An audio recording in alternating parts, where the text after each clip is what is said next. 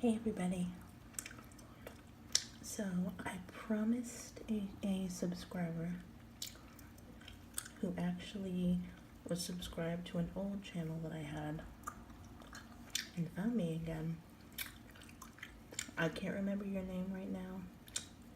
I'm gonna try and go back and find it, and I'll insert it in the title.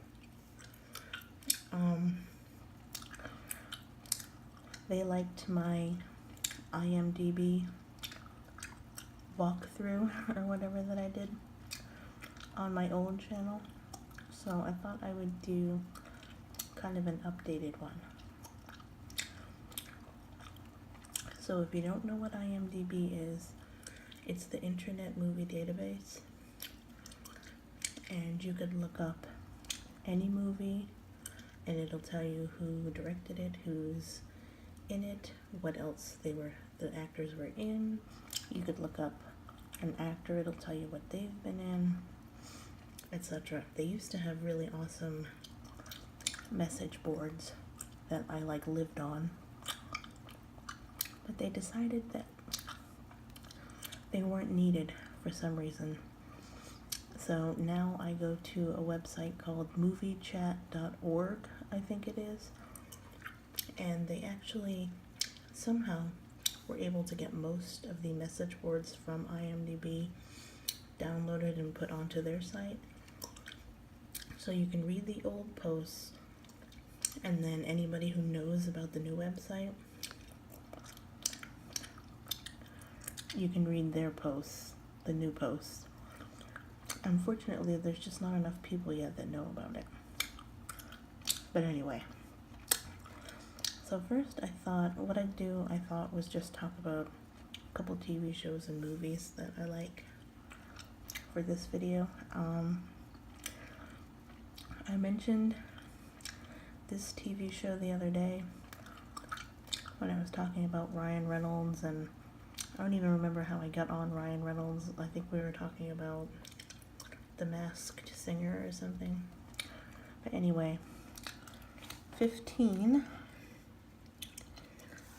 was a Canadian TV show that actually had Hillside as a title in Canada, but they called it 15 in the US. And it aired on Nickelodeon from 1990 to 1993 or 94, something like that. And it was very melodramatic. It wasn't anything like Saved by the Bell. It wasn't upbeat at all like 90210. It was very different. It was filmed in the style of a soap opera, so it was really melodramatic. The dialogue was kind of annoying and terrible, but somehow that made it good. I don't know. You get frustrated watching it because the dialogue is stuff like, "Oh, hey Billy, what's going on? Oh, really, nothing really. I was just, is something wrong, Billy? Oh, nothing really. Like I say, nothing's really going on. Are you sure? Well, I mean, it's nothing really. It's just that, like I said, it's nothing but it just like that. It just drives you nuts, but I don't know. So for that reason, I can't really blame the young actors. I really feel like it was the dialogue. But anyway, so they had 4 seasons, and like I said, see if I can get this. No, I cannot get it smaller. But there's little Ryan Reynolds. Zoom, there we go.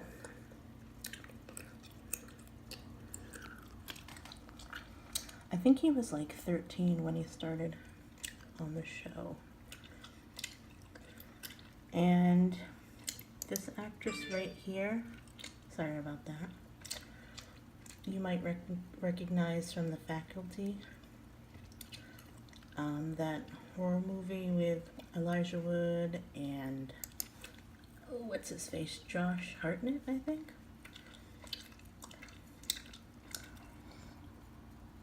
There was a lot of, well, obviously they were all Canadian actors. This guy right here, named Chris William Martin, he played kind of the bad boy rebel who played drums, who really was kind of a cheesy rebel. But he was actually on the Vampire Diaries. He played, I don't remember what his name is, but let's just call him Uncle Salvatore. He played their uncle, I believe. Yeah. And the girl that played kind of the mean girl role, her name is Robin Ross. She played a character named Brooke. And she's actually been in quite a bit. Most recently, she played Midge Clump's mother in Riverdale. But yeah, I don't know, I like this show. I don't know if it was just because, God, I can't get that smaller. It's too big.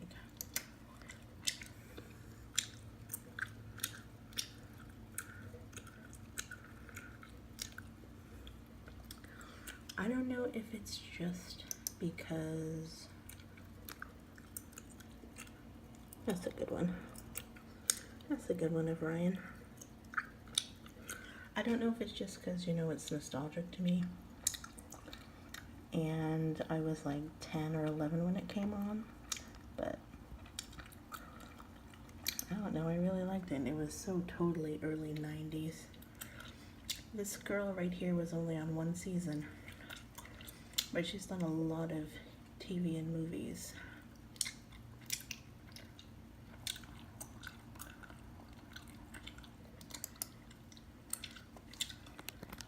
Oh, also, if any of you are like late 80s, early 90s babies, or like early 80s, early 90s babies, Laura Harris here, the one from The Faculty, she was the voice of a pony on, I think it was My Little Pony Tales was what it was called, where the ponies like basically acted like teenagers and they were in school and stuff. It was interesting. But yeah, it was just a little melodramatic show about teenagers in high school. This kid had a drinking problem at 15. She was a perfect straight A student, never got in trouble, shy. She started to have problems with school because she was so worried about him. Just a lot of melodramatic stuff going on. But anyway, so let's move on to the next junior high school show that I liked, and that was the original Degrassi. This says Degrassi High, but this page is for Degrassi Junior High and Degrassi High. Now, I liked this show, which is another Canadian show, because it was so realistic, and the kid actors were really, really good. Like, really good. Again, it's unfair, I think, to compare it to 15, because the dialogue and storylines that the kids on Degrassi were given, much better storylines. And obviously, I'm 38, so if you're in your 20s, you might have seen the updated version of Degrassi. That's how old I feel right now, is that the upgraded version started in what, like 2001?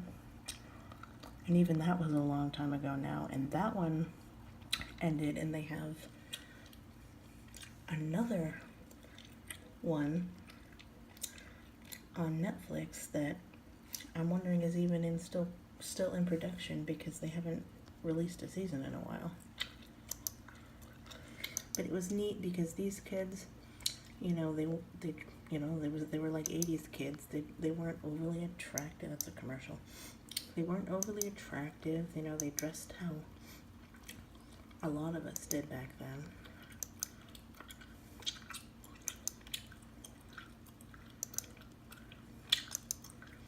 They were kind of more relatable storylines.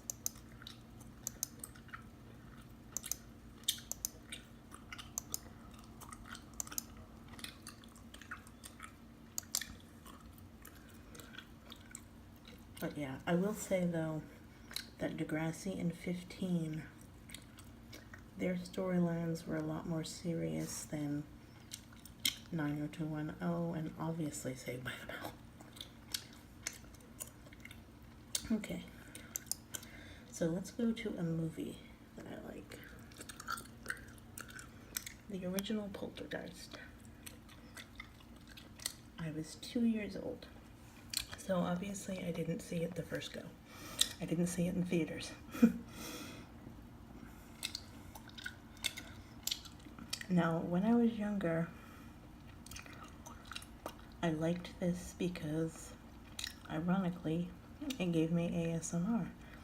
I've talked about how the scenes with Tangina gave me ASMR, and the people eating in certain scenes gave me ASMR. But as I got older, I mean, I didn't know what ASMR was back then, but as I got older and I learned about some of the tragedies that happened to the actors, especially Dominique Dunn, right here, who shortly after the movie was released was strangled to death by her boyfriend. And little Heather right here died before the third movie was finished completely of some, I don't remember what it was called. It was like some sort of bowel obstruction, like complications from that. But she was so young. She was only like, what, like 12 or 13 or something. And I think Dominique was, I can't remember if she was, I don't know, she was really young too. Either 20s or very early 30s. You know what, I'll check.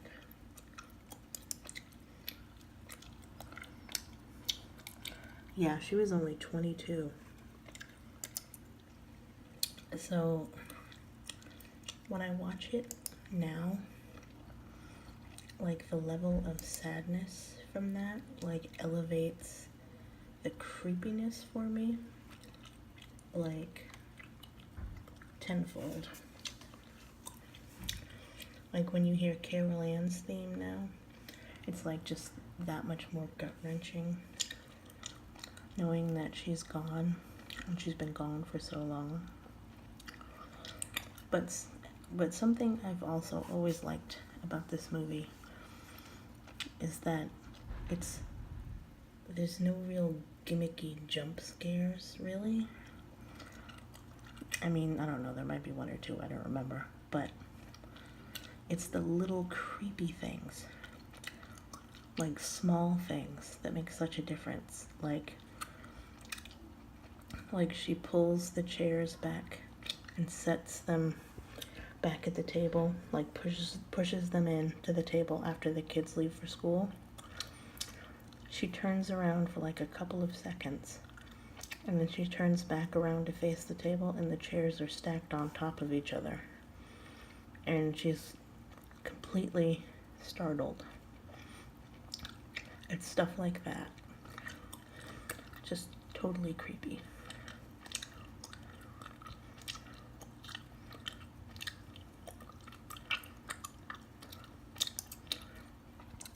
Alright, last one for today. Indian Summer, 1993. So this movie was about 7 people who were going for a week-long reunion at their old summer camp in Canada. And when they get there, the owner of the camp, who was there when they were younger and they knew really well and had fond memories of him, he told them that the camp was going to be closed down. So it's basically about them reliving their past, dealing with old demons, like trying to figure out how to keep the camp open, and just filled with like nostalgia. Alan Arkin was in it, Diane Lane, Bill Paxton was in it, rest in peace, Elizabeth Perkins, Kevin Pollak, who was hilarious in this movie, Kimberly Williams Paisley. You might remember her from the Father of the Bride movies, but seems like she's most well known over the past few years for being married to Brad Paisley. But it was a really good movie because it just makes you think about like how fast time goes.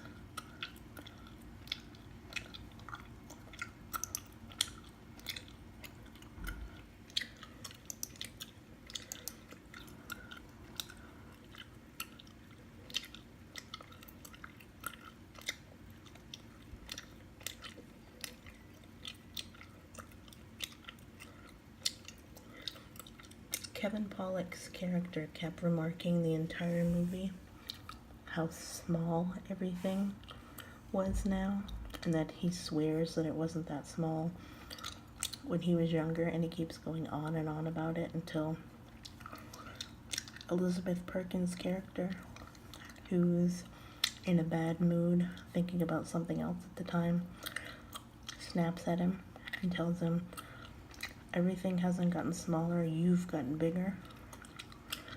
And even though she was being nasty when she said it, it's so true. It's something that you think about as an adult. Things look so much smaller, but they're not. You're just an adult now. And things aren't always as you remember them. But anyway, I highly recommend it. Yeah. I could probably do a bunch of these because there's a lot of TV shows and movies that I like. But this one's already running almost 19 minutes. And I feel like I didn't really talk enough about each movie. I love Elizabeth Perkins. She was hilarious in Weeds. She made a good Wilma Flintstone too. And of course she was great in Big.